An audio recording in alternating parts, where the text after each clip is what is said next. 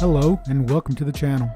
On today's episode, we have Jose piloting his Riku of 2 Reflections deck. He keeps an opening hand of Firelit Thicket, Spark Double, Flooded Grove, Managorger Hydra, Bramble Sovereign, Panharmonicon, and a Rootbound Crag. Next we have Baron playing Chainer, Nightmare Adept.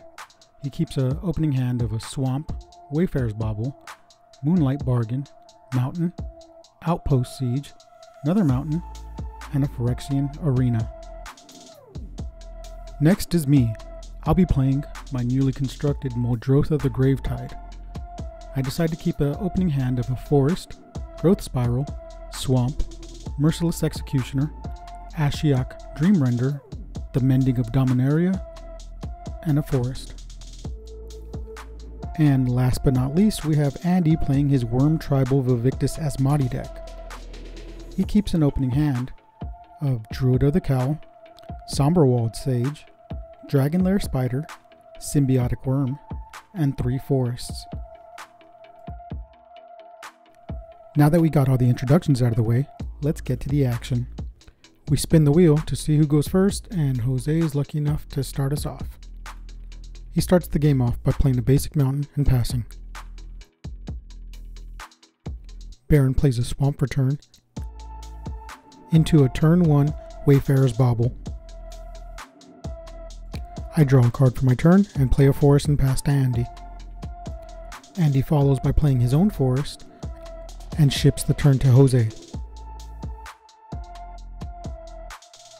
Jose plays an untapped Rootbound Crag since he currently controls a mountain, and passes to Baron. Baron plays a mountain for turn, and immediately taps 2 mana and the Wayfarer's Bauble to sacrifice it, and searches up a basic Swamp tapped to the battlefield. I draw for turn, play a beautiful Swamp, and with nothing else, pass it to Andy. Andy draws, plays another Forest, taps 2 green mana, and brings out Druid of the Cowl. Turn 3 starts with Jose playing a Forest, tapping 3 mana to bring out Managorger Hydra.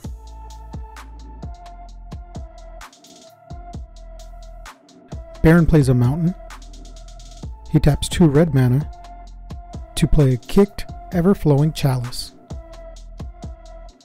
Since Baron played a spell, this puts a +1/+1 counter on the Managorger Hydra. Baron follows that up by paying 3 mana to play Phyrexian Arena.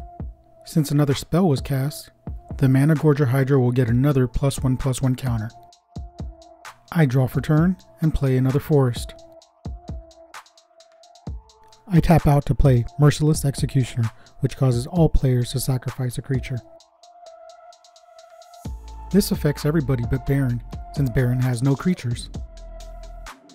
With the board wiped, I pass the turn to Andy. Andy untaps, draws a card, plays a Forest as his land for turn, and taps 3 mana to bring out Somberwald Sage, which is quite an upgrade to the mana dork he just lost. After that, he passes the turn. Jose untaps, draws a card for turn, and plays a Flooded Grove. He taps 3 mana to cast Cultivate, which allows him to search his library for 2 basic land cards. He chooses to search up 2 islands. One will come to the battlefield tapped, and the other will go into his hand. Baron takes his turn while Jose searches his library, and on his upkeep, loses 1 life to draw 1 card off the Phyrexian Arena. He then draws his card for turn. He then plays Phyrexian Tower as his land for turn. He decides to leave up all his mana, and passes the turn to me. I draw for turn and hope to hit a blue source off the top of my deck. I let out a sigh and play a Swamp for turn. I tap 3 mana to play Ashiok Dreamrender.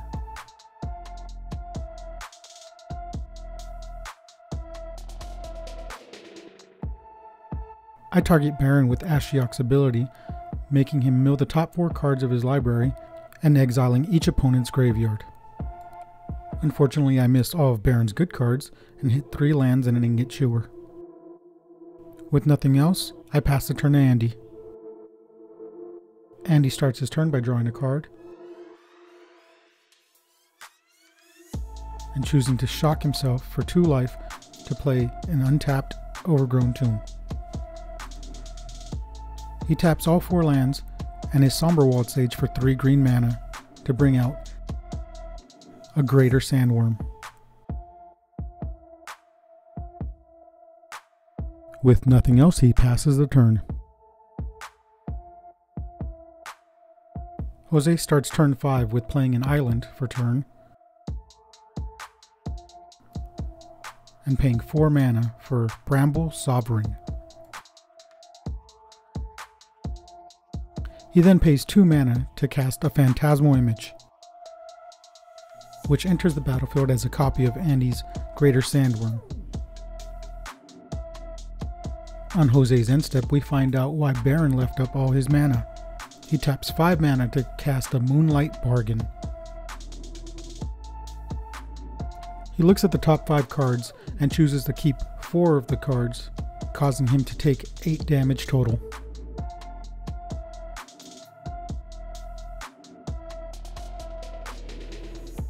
On Baron's upkeep, he takes 1 more damage for the Phyrexian Arena and draws a card off of it. He then draws a card for turn. He puts down a Gyre Reach Sanitarium as his land this turn. He then taps 4 mana to cast Sneak Attack.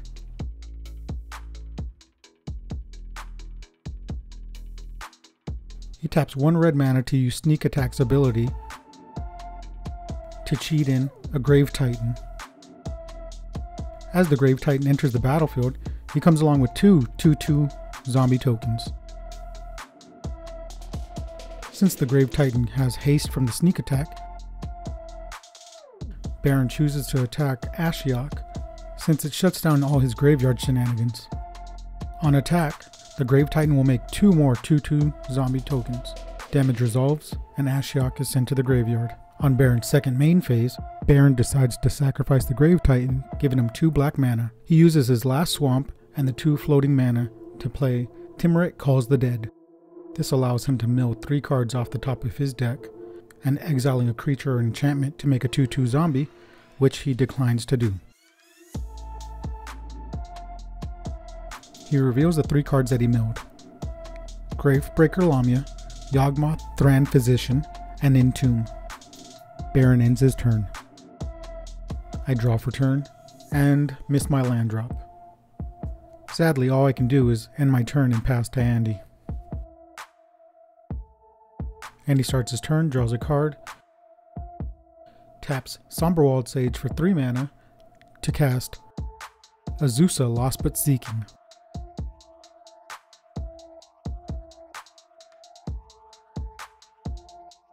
He plays a Verdant Catacombs as his land for turn, cracks it, takes 1 damage, to search for a Stomping Grounds that will come into the battlefield tapped. He then taps 2 mana to bring out Sakura Tribe Elder.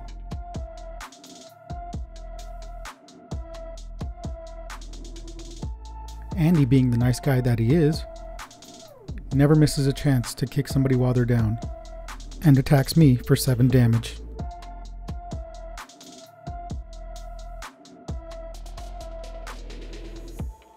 Turn 6 starts with Jose playing a Firelit Thicket as his land for turn.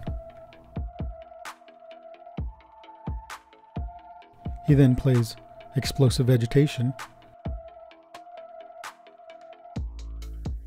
searching his library for up to 2 basic land cards and putting them onto the battlefield tapped, which will be a mountain and a forest. After that, he passes back to Baron. Baron takes another damage off of Phyrexian Arena to draw a card, and then he draws a card for turn. At this point, I look back at the Twitch stream and how sad my board state looks on camera. I'm sorry. that is a sad board state. That is the saddest board state. Timurit Calls the Dead will trigger, causing Baron to mill the top 3 cards of his library. This time he does choose to exile a creature to make a 2/2 zombie. Now that Baron has a full graveyard, he casts his commander. Chainer gains haste from his second ability, since he was not cast from Baron's hand.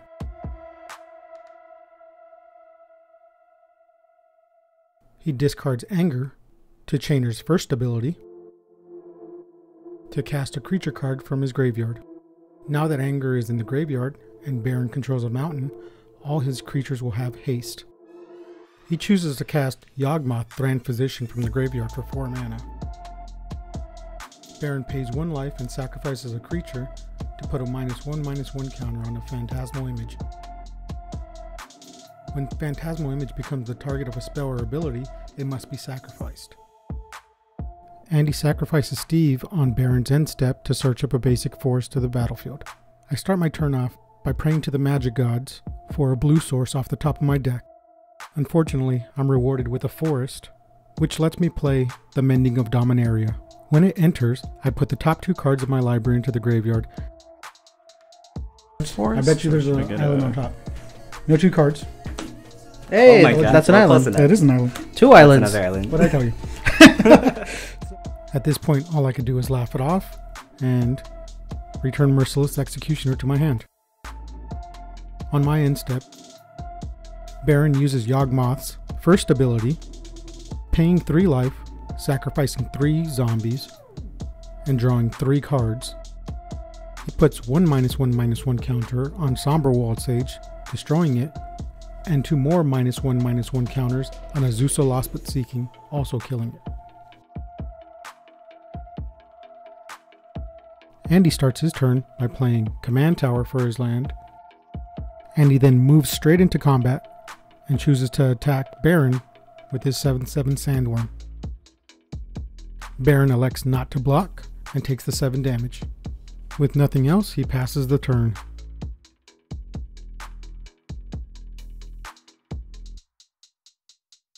Jose starts turn 7 by playing the Champion of Wits.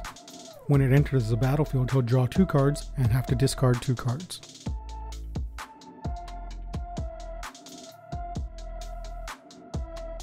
He chooses to use Bramble Sovereign to make a copy of Champion of Wits, allowing him to draw 2 more cards and discard 2 more cards.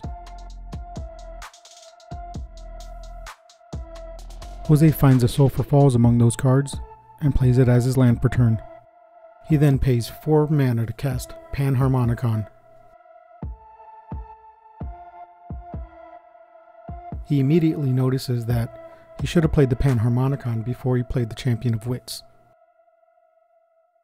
He then shamefully passes the turn to Baron. On Baron's upkeep, before his Phyrexian Arena triggers, he pays 1 red to use Sneak Attack's ability to cheat in a Grey Merchant of Asphodel. Baron's devotion to black is currently at 8.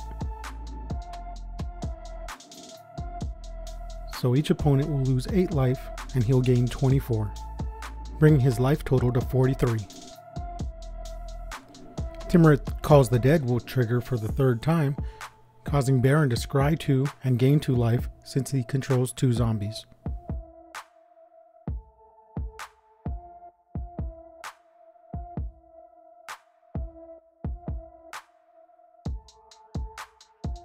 He keeps both cards on top, which is never a good sign.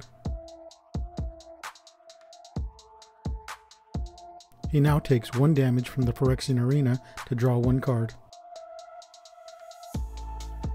With the longest upkeep ever now done, he shocks in a Blood Crypt and takes 2 damage, cause hey, why not? He sacrifices the Grey Merchant to the Phyrexian Tower for 2 black mana. He then uses Chainer's ability to discard Phyrexian Delver. He then taps 3 mana and uses the 2 floating to cast the Phyrexian Delver from the graveyard. When the Delver enters, he gets to return the Grey Merchant of Asphodel from the graveyard to the battlefield, losing 5 life, dropping his life total to 37.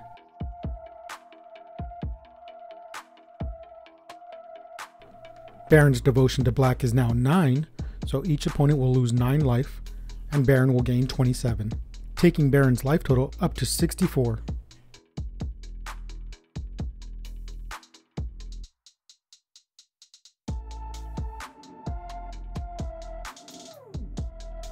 Baron's reign of terror doesn't end there.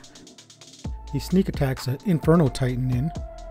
When it enters the battlefield, he chooses to deal 3 damage to 1 to each of Jose's creatures, killing off both Champion of Wits. He also pays 1 red mana to sneak in a Solemn Simulacrum. As Solemn Simulacrum enters the battlefield, he searches up a land and puts it to the battlefield tapped. Since he has an Anger in his graveyard, all creatures have haste.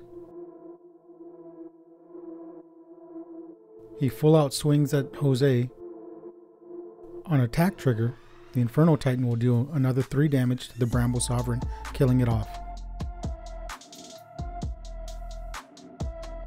Baron takes a moment to count up all the damage. Since Jose has no blockers, he takes 20 damage and drops down to 3 life. On Baron's end step, he sacrifices the Infernal Titan and Solemn Simulacrum to draw 2 cards, lose 2 life, and put 2 -1/-1 counters on the Greater Sandworm. On my upkeep, Mending of Dominaria has me milling 2 more cards, and I forget to return a creature to my hand.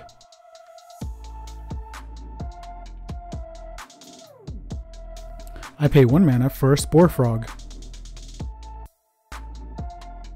Baron nicely reminds the table that Yawgmoth can kill the Spore Frog anytime he'd like. With a handful of unplayable blue cards, I pass the turn. And he starts his turn, draws a card.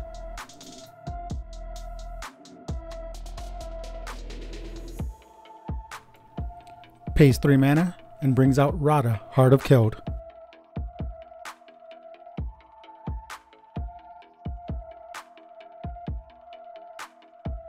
He looks at the top card of his deck, sees that it's not a land, and puts it back. And he goes into combat. And he swings his 5/5 not-so-greater Sandworm at Baron.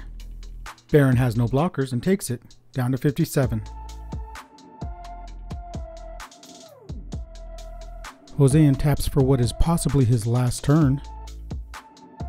He draws a card and rubs it on the table for good luck, praying for something to deal with Baron's board state, playing a Spire Garden as his land for turn. He then chooses to eternalize the Champion of Wits in his graveyard, making a 4/4 zombie token. He'll draw 4 cards and discard 2 cards. He gets to do this twice because of the Panharmonicon on the field.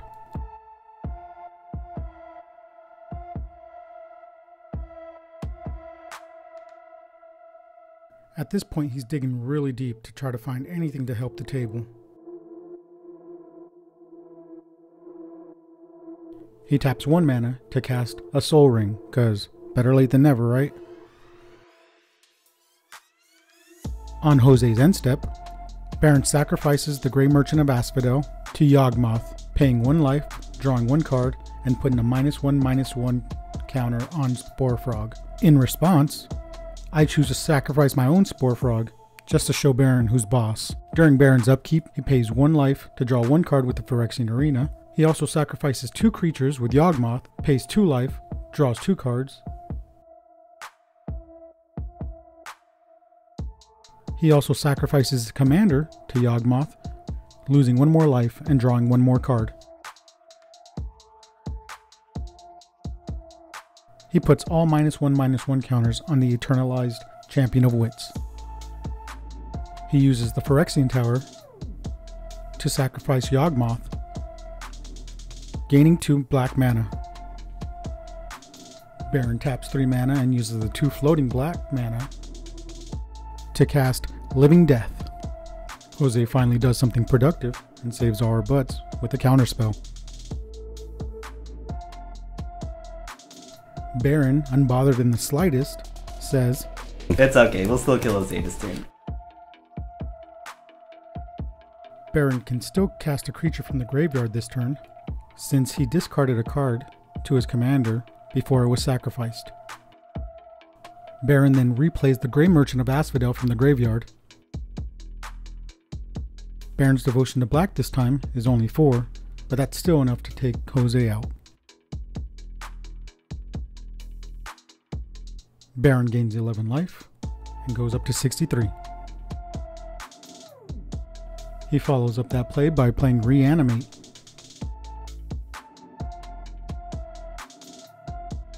He goes looking through his graveyard to find something to put us out of our misery, choosing to return Fiendish Duo to the battlefield, and loses 6 life.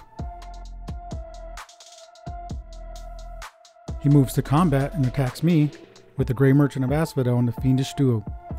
Not being too familiar with the Fiendish Duo, he kindly hands it to me so I can read it, and I notice that I'm dead. With that, Baron's turn is over.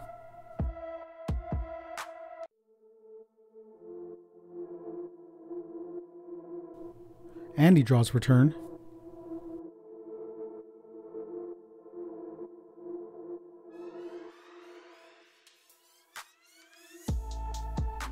Takes a look at the top card of his deck with Radha.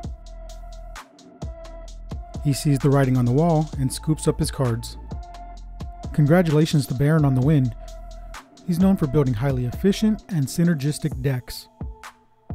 But we have to give it up to the MVP of the game, the Grey Merchant of Asphodel. He dealt a ton of damage and gained Baron so much life. This game was a great example of seeing how strong it could be, recurring it over and over and over again. This was my first time playing my Muldrotha deck, and unfortunately I had mana issues the entire game. My draws were definitely not being kind to me. I drew nothing but blue spells, or lands that couldn't produce blue mana. Jose's build is a Riku copycat deck, which looks to win with Biovisionaries, but sadly for him, he seemed to draw into a lot of ramp spells and no interaction other than that one counter spell. Andy's deck is a worm tribal deck, and can have some pretty fast starts dumping big beefy creatures onto the battlefield. Unfortunately for him, some of his mana dorks died early on in the game, which could have been useful to cast some of the big creatures that were stuck in his hand. We'd like to thank you for watching. Please like and subscribe, and follow us on our social media. We also stream on Twitch every Friday night at 7 p.m. Pacific Standard Time.